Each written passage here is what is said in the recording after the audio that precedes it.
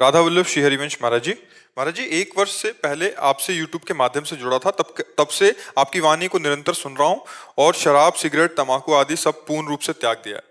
महाराज जी निरंतर नाम जप चलाने का प्रयत्न कर रहा हूँ, जिसमें थोड़ा सफल भी हो रहा हूँ। पर महाराज जी आपके द्वारा बताई गई विधि से, जैसा आप बताते हैं कि ऊपर की तरफ दांत के ज्वाइंट पर जिव्या लगाकर मन ही मन नाम चल रहा होता है और आंखों के सामने घर के मंदिर में नाम विराजमान है, उसको देखकर करता हूँ। मन में लिख कर भी हो रहा है, परंतु फिर भी ऐसा महसूस होता है कि मन बड़ी इन सब कृपा है, साधनाओं का कम समय में इतना लाभ ले लिए हो तो चुप रहो और धैर्यपूर्वक अभ्यास बढ़ाते रहो। कोई गलती ना हो तो आगे जो चाहत है वो पूरी हो जाएगी कि हमारा निरंतर भजन चलने लगे, हम आनंद में डूब जाएं, हमारी मंत्राकार वृत्ति, वो सब हो जाएगा।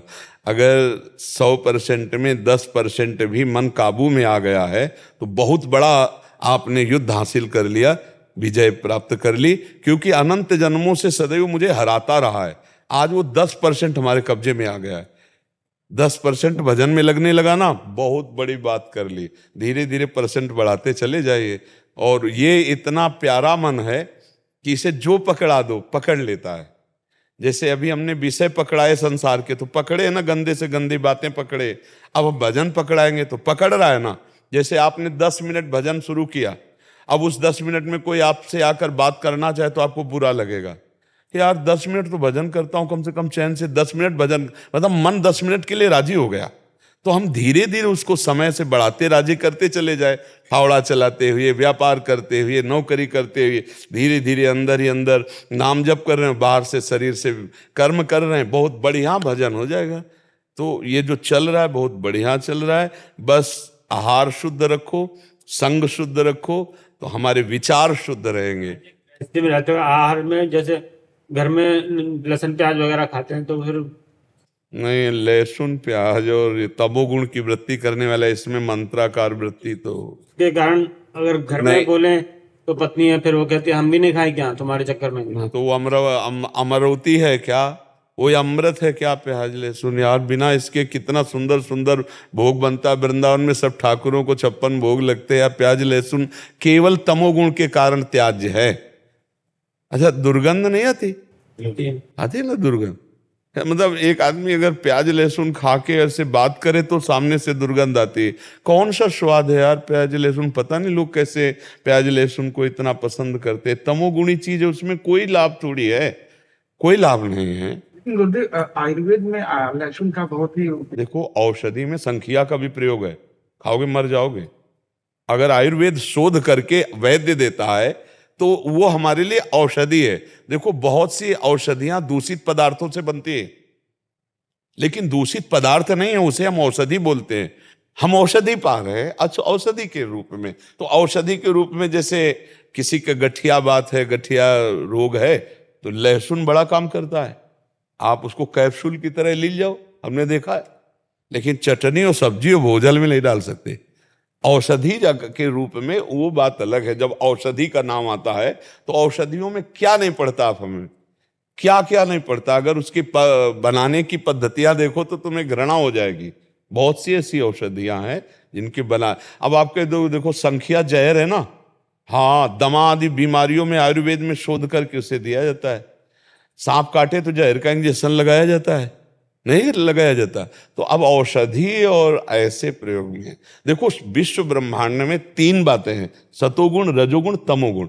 अब हमको भजन करने के लिए सात्विक वृत्ति चाहिए, निर्मल मति चाहिए, तो हमको रजोगुणी या तमोगुणी आहार त्यागना पड़ेगा। बस बात इतनी है, रजोगुणी तमोगुणी। अच्छा, वही जगह आलू होती है, वही जगह प्याज होता है, वही जगह मतलब गाजर होती है, वही जगह लहसुन होता है। खेती में अपने लोग के किसान के तो सब देखा है, ये खेत है आलू का, ये खेत है प्याज लहसुन का, ऐसे खूब खेती होती है, बिल्कुल पवित्र भूमि में होती है। लेकिन वो तमोगुणी है, बस इस बात से वो केवल इसलिए कि तमोगुण पैदा होता है हमारे भजन में विरोधी, इसलिए उसे नहीं पाया जाता। तो अब लहसुन प्याज के बिना भी बढ़िया यार जीवन जिया जा सकता है, पूरी जिंदगी हो गई। तो अब ये कि जवान को जैसा आप स्वाद दे। अच्छा, तम्बाकू में कौन सा स्वाद है? जो नहीं खाते उनको पवा दो, उल्टी हो जाएगी, नहीं हो जाएगी?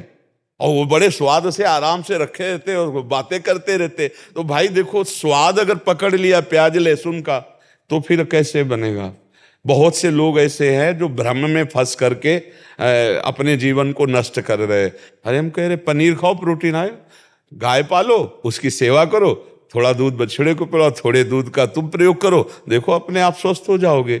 अब सेवा करनी नहीं हो, ऐसे कह दो कि अंडे से प्रोटीन, कौन प्रोटीन वाला कितनी दिन बलवान बना रहेगा। शरीर तो नाशवान है, अपराध तो बन ही रहा है, जीव तो उसमें है ही है, चैतन्य तो है ही है। अब देखो छोटे छोटे नहीं निकलते चूजा उसके, तो जीव नहीं उसमें। हाँ, तो क्या मूली में जीव नहीं है, क्या गाजर में जीव नहीं, क्या आलू में जीव नहीं, उखाड़ के फेंक तो सूख जाएगा। पर जीवे जीव हार, जीव बिना जीवे नहीं, जो जिसके लिए निर्धारित कर दिया गया। हम मनुष्य हैं, हमारे लिए निर्धारित किया गया सब्जी फल फ्रूट अन्न विविध प्रकार के। राक्षसों के लिए वो राक्षसी भोजन है, हिंसक पशुओं के लिए वो भोजन, अपने लिए नहीं। तो अपने जब भगवत मार्ग में चल रहे हैं तो अपने को बचना चाहिए, समझाना चाहिए, पत्नी को समझाना चाहिए। और ना समझे तो फिर जहां तक हो, अगर नियमावली ले लो कि आप बनाओ सब्जी खाओ, हम सब्जी नहीं पाएंगे, हम नमक रोटी खाएंगे, भगवान का भजन करना, हम नमक रोटी खा के पूरी मेहनत, अभी सब ठीक हो जाएंगे।